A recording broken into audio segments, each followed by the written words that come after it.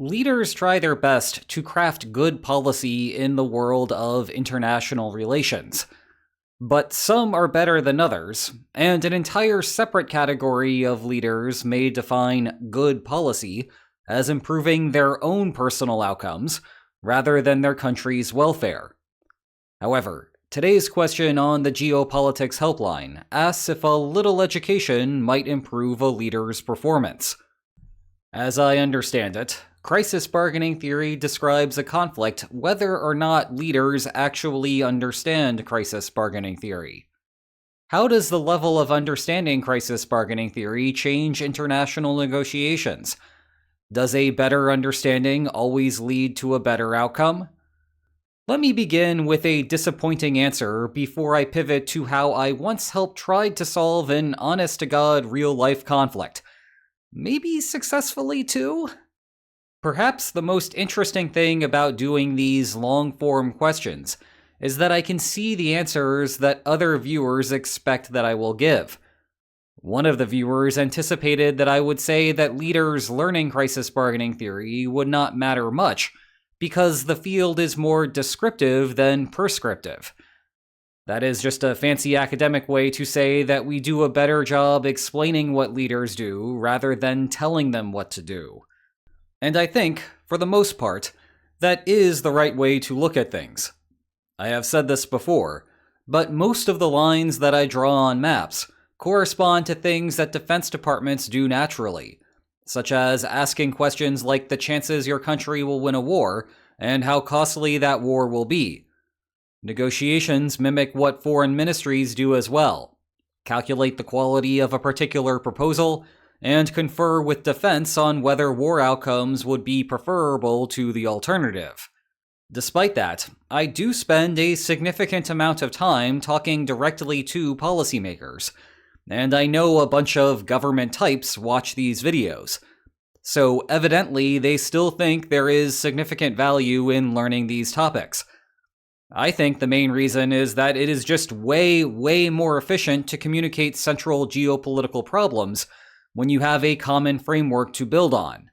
For example, it is much easier for someone at the State Department to say to a colleague, "We cannot implement this agreement because our opponent has a commitment problem," than spending a couple of hours defining what that term means, developing the underlying strategic intuition, and explaining its relevance to the task at hand. Likewise, it is much easier for someone building a profile of a foreign leader to tell a colleague, "We should not believe his statement because there is a clear incentive to misrepresent," rather than spend a couple of hours giving a qualitative explanation of what incentive compatibility conditions are and how they apply to this specific batch of communications. Never mind that there are exceptions to the incentive to misrepresent that I have gone over in one of my Intro to IR lectures, and those are harder to intuitively grasp than a statement like, "LOL, leaders lie." So if I were running a governmental department, I would want all of my staff to have at least an introductory understanding of crisis bargaining theory. Not necessarily because it will teach them anything strictly new, but because it will allow our teams to work faster and waste less time having debates on topics that have clear answers. And as I am saying that, I realize I have an incentive to misrepresent there. If you were a government official and you took me at my word, that would increase the number of consulting opportunities that I would have. So hopefully I have made a compelling argument that you can independently verify for yourself. The other bit, and this is also something that I have said before, is that crisis bargaining theory really helps with institutional design questions. I trust that governments do a fairly good job at working through risk-return trade-offs when bargaining under uncertainty, for example. I have less trust that governments do a good job manipulating the strategic problems that a pair of other states face. For instance, imposing sanctions on a target country to try to get it to reach a settlement is hard, because the other warring party will also adjust its strategies in response to the sanction. Policymakers get fewer repetitions in with those types of issues, hence why I think there is room for them to learn. Where I think there is more room for improvement is with the general public. If everyone knew these topics at a beginner to intermediate level, the public discourse would be so much better, and we would not, as a society, waste time on things that do not matter. I say this in the middle of Trump's second term, which may be the peak of relevance for that claim. Just reflect on the last 15 months about how many news stories could be summarized by Trump is issuing cheap talk threats to his opponent. He would benefit from the opponent backing down regardless of whether his threats are genuine. We should therefore not change our beliefs about Trump's true disposition based on those threats. Instead, we get news cycle after news cycle dedicated to trying to dissect the true meaning of every last one of his words. It is all literally a complete waste of time. Yet I end up having to talk about them to quash the media cycle, even though it should be self-quashing. Heck, we even have a meme featuring Mexican food about how Trump always chickens out. Except he doesn't. Because when he makes these threats, sometimes he is telling the truth, and sometimes he is bluffing. You just have to wait 2 weeks to find out. Because that is exactly how this works in a world of uncertainty. Except that does not have a catchy acronym, so people not paying attention actually think the taco thing is true. You know, I think it is funny how you will see comments all over social media about how Trump is irrational. I do not want to suggest I have deep insights that explain everything that Trump does.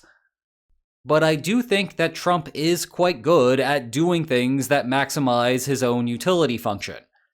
It is just hard for a lot of the public to come to terms with how a president can be so self-interested. What's worse, those individuals are so resistant to the notion that it could be the case that even when you tell them that it is the case, they will refuse to even acknowledge the argument. Well, guess what? Trump is very good at manipulating those individuals. The old irrationality Uno reverse card. Point is, a better educated public on crisis bargaining theory cannot be manipulated in this way, and that would make all of us better off. To be clear though, policymakers can still directly benefit from learning this stuff.